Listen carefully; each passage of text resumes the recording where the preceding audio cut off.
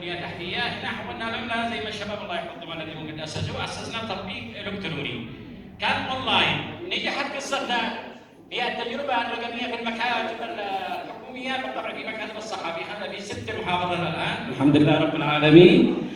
البدايه كانت نجاحنا في النظام في مكتب الصحه، شافوا الاخوه في محافظه صنعاء شافوا النظام. في عام 2017 نقلنا لهم الخبرات احنا والمهندسين واسسناه، بالطبع هم حللوا في محافظه صنعاء، نقلوا الخبرات، حولنا الى تطبيق نظام معلومات رائع بمعنى الكلمه، برغم البعد الجغرافي زي ما قلنا معنا مشاكل في الاتصالات، لكن كانت رائعه.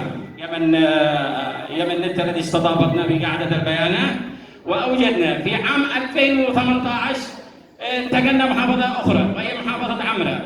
في عام 2019 بيضة، في عام 2020 ريمة. فهذه كانت هذا العام بفضل الله، وكذلك مع الصندوق الاجتماعي نقلنا تجربة إلى محافظة تعز. هذا شيء رائع بفضل الله، وتعاون الجميع مشروع جهد واحد، بس كنا في المقدمة تقريبا. طيب منجزنا في النظام 7 سنوات من العمل، في عبارة عن تطبيقات موبايل. عدد المحافظات كنا 6 محافظات. المرافق الصحية بالطبع محافظة صنعاء كاملة، عمران، محافظة حجة كذلك المرافق الصحية بتشتغل على النظام الإلكتروني على مستوى القسم. مبسط يعني، لا تفكروا انه نظام يعني كبير. المستخدمون بلغوا معنا اكثر من 2000 مستخدم عامل صحي. اكيد العمل كان جماعي، مشاركة الجميع، ورش عمل كانت